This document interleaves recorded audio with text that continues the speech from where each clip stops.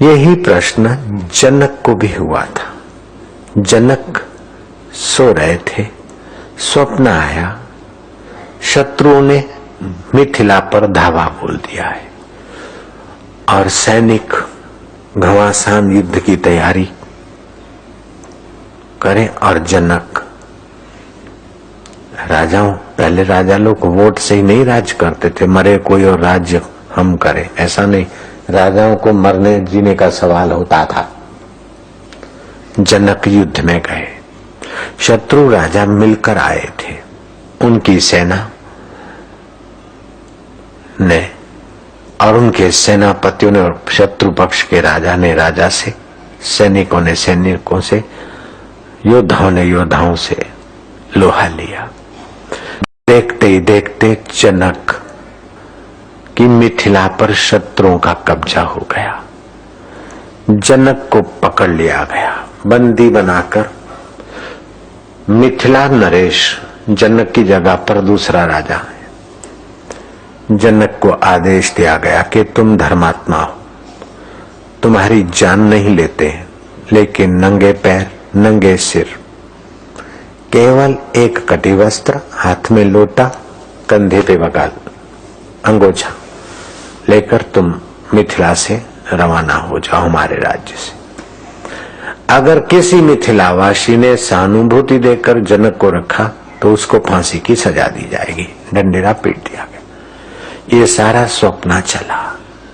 जनक चलते चलते अपनी मिथिला की राजधानी से दूर किसी और जंगलों से पसार होते होते किसी छोट और राजा के राज्य के देहात में पहुंचे।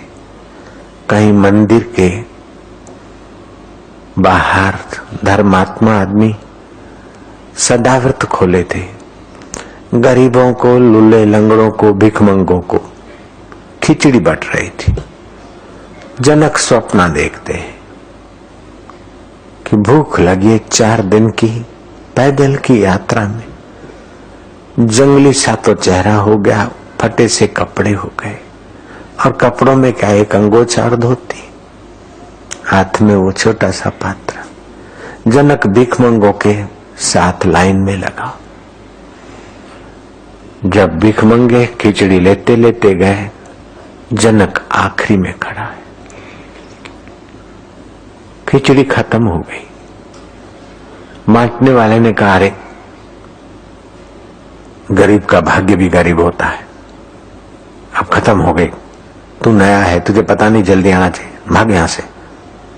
जनक ने हाथा जोड़ी की, 4 दिन का भूखा हूं, कृपा करो। बोले पतीला है ना, ये पतीला की खुरेद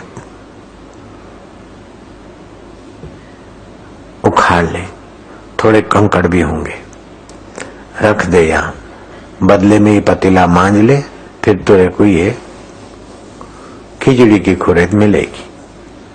जनक ने पतीला मांझा, खिचड़ी की खुरेद अपने हाथों में लेकर जनक चला। चील ने देखा कि ऐसा मौका कब मिलेगा। चील ने मारा झपटा, खिचड़ी तो कुछ गिर गई, कुछ चील के पंजों में आई और एक पंजा लग गया। जनक की उंगली पर थोड़ा सा खरोद आ गई। जनक सोचा कि हाय विधाता, कहा तो मैं राजा जनक और कहा एक खिचड़ी की खुरेद भी मेरे भाग्य में नहीं। न तो जान्यू जानकी नाथे सवारे शू थशे। ये शरीर के प्रारब्ध और शरीर का क्या जीवन है। चलते चलते कोई मर जाते, कोई बीमार पड़ते, अस्पताल में भर्ती होते, फिर मरते, कोई जीते जी मर रहे हैं, कोई गरीबी की चिंता में तो कोई बीमारी की, कोई बेटे की चिंता में तो कोई बेटी की, कोई पत्नी की चिंता में तो कोई पति की, तो कोई किसी चिंता में, और महंगाई की चिंता में और मंदी की चिंता में तो सभी का हृदय चिकनाचूर हो रहा है। ये क्या संसार है। जनक सोचते कि क्या है, हे विधाता। इतने में जनक की आंख खुल गई। प्रश्न उठा,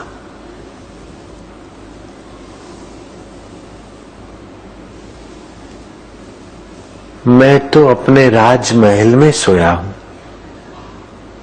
और स्वप्न आया उधर का। उस समय तो वो दुख सच्चा लग रहा था। ये सच्चा कि वो सच्चा?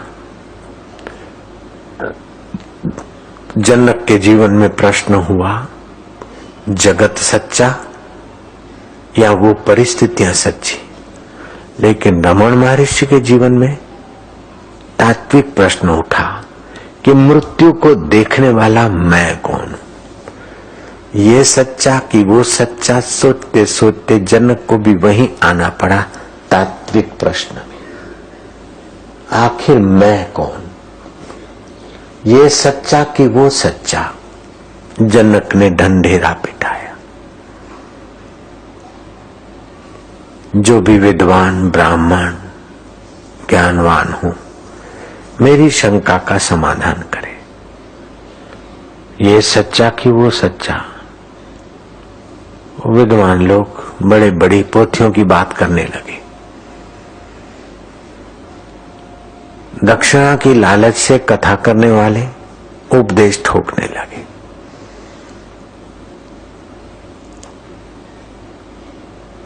आखिर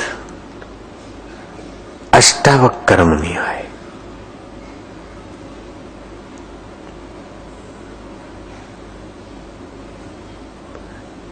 ये 22 जनक हो गए, इसीलिए पाठांतर से कथाएं आती। याज्ञवल्क्य जनक के गुरु थे, छठे जनक के गुरु। अष्टावक्र और याज्ञवल्क्य दोनों सद्गुरुओं की कृपा हुई थी जनक पर।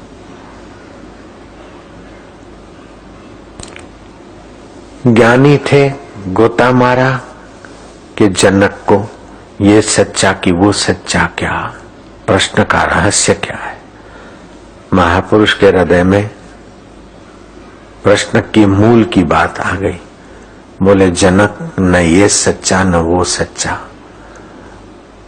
वो था उस समय, ये नहीं है, और ये है उस समय, वो नहीं। लेकिन उन दोनों को देखने वाला तुम्हारा आत्मा, तुम सच्चे हो। तुम उसी को खोजो, उसी को पाओ, जीवन मुक्त हो जाओ, ज्योत से ज्योत जगाओ, अंतर तिमिर मिटाओ।